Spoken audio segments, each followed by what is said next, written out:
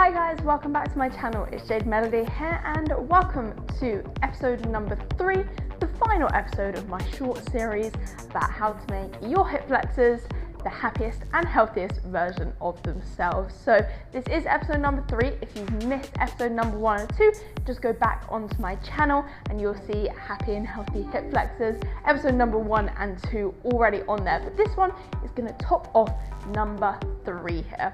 So in episode number 1, we focused on strengthening the hip flexors. On episode number 2, we focused on increasing the flexibility of our hip flexors. And this is number 3. So if you're still getting pain in your hip flexors, right at the very front here of your pelvis and your hips, you're feeling a lot of tightness there, maybe it's pulling on your quads and your lower back, and you've gone through trying to strengthen them in episode number 1, and they're pretty strong. You've gone through trying to make them flexible in episode number 2, turns out they're pretty flexible and you're not sure what to do. This one is going to help you out, episode number 3. So today we're going to be focusing on glute stability. So that is kind of another big factor.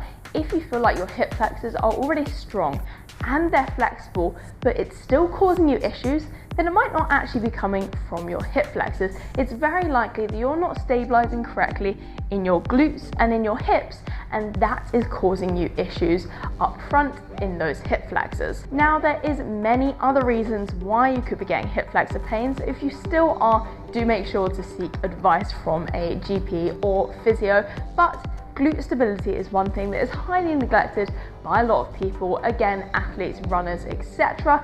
And so it's always good to make sure that you're super stable there, and that can make sure that you're also stable in all of the other surrounding areas. So if you feel like you've tried everything else and it's still not working, then keep watching, because we're going to sort out your glute instability, and that's going to help you a lot. Let's dive right in. So we're going to exercise to see where your current kind of glute stability and isolation is a kind of a kickback motion. So you're going to lie flat on the floor, you're going to bend one of your legs and try and push the heel of that leg into the sky. So keeping your leg bent at a 90 degree, and we're just trying to push the heel into the sky.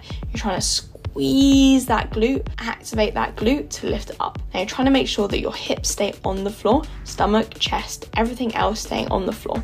Also making sure that your elbows stay on the floor and you're not pushing yourself up with your upper body. So trying to push that heel into the sky, squeeze and activate that glute to lift that leg off the floor. Now if you really struggle on one side or feel like you can't feel your glutes at all, then that also might be a sign of a little bit of glute weakness or a big struggle in kind of activating on those glutes. So making sure to give that one a little bit of a practice first of all before going into these other movements. So here, first one we're going to go for is your classic glute bridge. Now I'd recommend trying to do this single leg as well, because if most people have a glute instability and it's mainly in one leg, so it's good to practice the single leg version. Just thinking about tapping the bums to the floor and then driving the hip into the sky. Really think about trying to activate the glute and keeping the core really strong throughout. Thinking about that hip bone driving into the sky. And even if you only have a glute instability on one side, make sure to do both legs as well here. And you can add weight to this movement, or you can just use it more as a mobility or warm up for your full on stuff.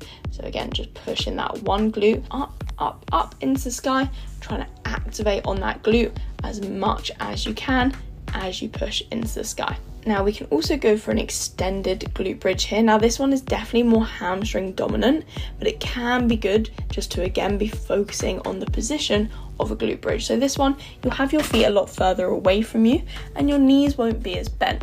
You're again trying to tap the bums to the floor and then drive the glutes into the sky as high as you possibly can.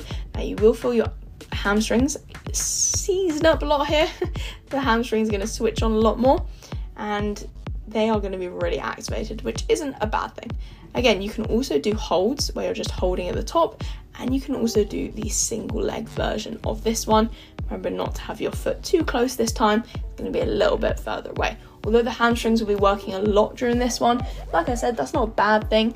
They also do help to stabilize your glutes, and it also makes you aware of when you're feeling your hamstring versus your glute. Sometimes people get a bit confused, and it's good to be able to break it down and try both variations of your glute bridge to feel your glutes more in one and your hamstrings fired up more in the other.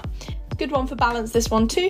So keep practicing the single leg and the both leg on that one. We are then going to be going for an exercise which really helps that glute stability, but it's also a bit of a core challenge. So we're going to go into a side plank and then raising the top leg off of the other leg. So it's kind of like a big starfish shape. You can either do this on your forearm or on your hand of that bottom arm. Making sure to do both sides. You might not be able to do very long on this one, and that is absolutely okay. So don't overstress if you can only hold for a few seconds.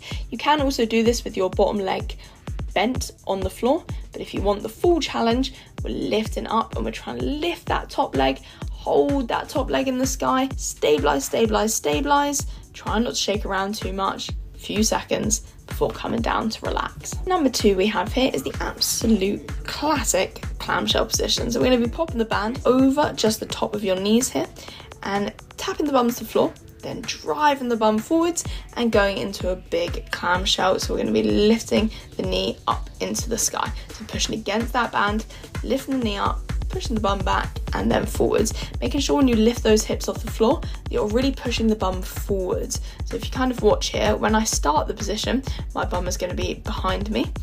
And then when I go up into that initial open up position, I thrust my glutes forwards before I open the knee. So big thrust from the glutes, open the knee, and then back down. You can do this without the band if you would like to, if you don't want to add too much just yet. But if you want to add that resistance, then that band is going to be really, really good to do that. Thrust those hips forward, open up against that band with that knee, and then control to come back down.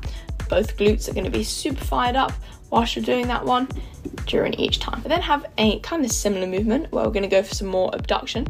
This one, the band can be around your knees or around your ankle, and we're going to lie down on the side. From here, just try and lift the top leg up and go back down. Try and make sure that your hips stay relatively still, so trying to not roll your hips around too much, and your hips are trying to be in line with your chest. Try and think about pushing the heel and the knee into the sky and then back down. So again, make sure to do both sides on this one, and if you want to, you can put that band around your knees if you would prefer. Both kind of work on this one. So again, trying to keep that leg dead straight and just lifting a little bit into the sky. You don't need to lift too high, just a kind of 45-degree angle is absolutely fine. Pushing against that band with either your knee or your ankle, lifting a little bit above and then slowly controlling back down. Next up, we have a single leg hinging lower. So you're going to stand on an elevation, a Reebok step, plates, stairs, anything, and we're going to go for one leg on the elevation and one leg off the elevation. From here, you're going to hinge in your hips, so push your hips backwards and slowly lower down to the floor by bending in that knee and hinging in those hips. Once you reach the other leg down to the floor, simply stand back up and return to the start position. Now the aim on this one is to really balance, stabilize, not wobble around too much, and to make sure that your knee of the working leg is not shooting forwards too much. So try to keep the knee kind of relatively over the heel of the leg that is on top of the elevation. Trying to not to make this into kind of like a big lunge, really focusing on that hip hinge first and then that control. So hinging in those hips by pushing that bum back, sending the chest down, and then slowly lowering down into the floor, literally as slow as controlled as you can possibly make this one. And then once you reach the floor, just popping yourself back up onto the step. Like I said, you can do this in a few different ways, facing different directions, facing different ways, etc. Now things to focus on is that leg which is on top of the elevation. Make sure that knee is pushing out to the side. You don't want that knee coming in towards your big toe. You want to push that knee out towards your little toe. So if you watch from the front, making sure that knee is not caving inwards, it's going to be pushing out towards that little toe, really trying to open up and abduct into that position. Don't let that knee collapse in. Also, don't let your hips twist around too much. Try to keep your pelvis and hips very neutral during this one. And that is the end of episode number 3 of Happy and Healthy Hip Flexors. If you did enjoy this series, do be sure to let me know, and let me know what other series you would like me to go through on my channel here. For now, do make sure to subscribe for other episodes and series just like this, and thanks so much for watching. I can't wait to see you in the next one.